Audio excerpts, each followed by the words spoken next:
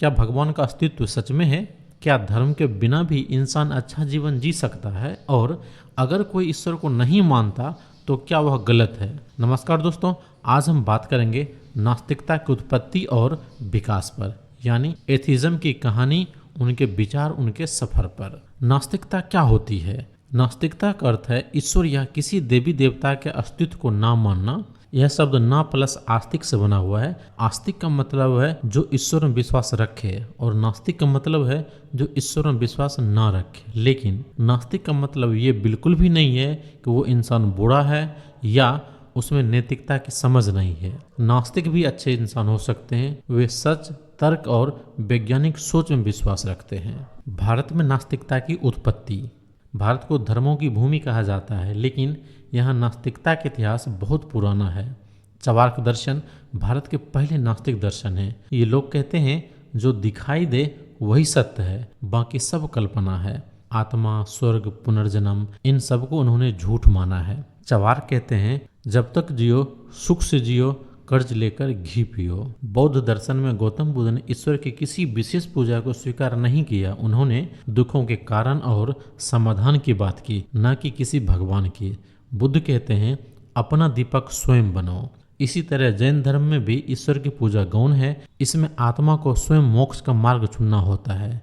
कोई सर्वशक्तिमान भगवान नहीं जो मोक्ष दे दे। इन तीनों धाराओं ने यह दिखाया कि बिना ईश्वर को माने भी एक नैतिक, आध्यात्मिक और सच्चा जीवन संभव है। पश्चिमी सभ्यता में नास्तिकता। पश्चिमी सभ्यता में भी नास्तिकता का विचार काफी पुराना है। यूनानी दार्शनिक सुकरात, एपिक्यूरस और डेमोक्रिटस जैसे विचारकों ने ईश्वर के अस्तित्व पर सवाल उठाए हैं। वो मानते थे कि प्राकृतिक कारण से दुनिया चल रही है, न किसी अलौकिक शक्ति से। यूरोप में बौद्धिक क्रांति। 17वीं और 18वीं शताब्दी में पुनर्जागरण और वैज्ञानिक क्रांति शुरू हुई। विज्ञान ने जब दुनिया को समझना शुरू किया, तब लोग धर्म और ईश्वर की भूमिका पर पुनर्जागरण करने लगे। गैलीलियो, न्यूटन, डार्विन जैसे वैज्ञानिक ने धार्मिक सोच को चुनौती दी। ये वो समय था जब तर्क, प्रमाण और वैज्ञानिक सोच को अहमियत दी जाने लगी। आधुनिक युग में नास्तिकता। आज नास्तिकता सिर्फ विचार नहीं बल्कि आत्मनिर्भर सोच बन चुकी है। आज बहुत से लोग एथिस्ट यानी नास्तिक कहलाना पसंद करते हैं। कुछ लोग आज्ञावादी होते हैं जो ये कहते हैं हमें पता नहीं ईश्वर है या नहीं है। कुछ लोग धर्मनिरपेक्ष होते हैं और ये लोग धर्म से दूरी बनाए रखते हैं लेकिन धार्मिक सहिष्णुता बनाए रखते हैं। वर्तमान समय में कई बड़े नास्तिक रहे हैं, जैसे स्टीफन हॉकिंग जो महान ब्रह्मांड वैज्ञानिक थे, रिचर्ड हॉकिंग्स जो प्रसिद्ध जीव वैज्ञानिक और नास्तिक विचारधारक थे, कार्ल मार्क्स जो कम्युनिस्ट विचारधारा के जनक हैं। आज इंटरनेट और शिक्षा के माध्यम से लोग खुलकर अपना विचार रख रहे हैं, चाहे आप धार्मिक हो या नास्तिक। क्या नास्तिक होना गलत है? नहीं, नास्तिक होना कोई अपराध या पाप नहीं है। नास्तिक भी नैतिक हो सकते हैं। वे भी इंसानियत, दया और न्याय में विश्वास रखते हैं। फर्क सिर्फ इतना है, वो ये सब बिना किसी अलौकिक शक्ति या डर के करते हैं।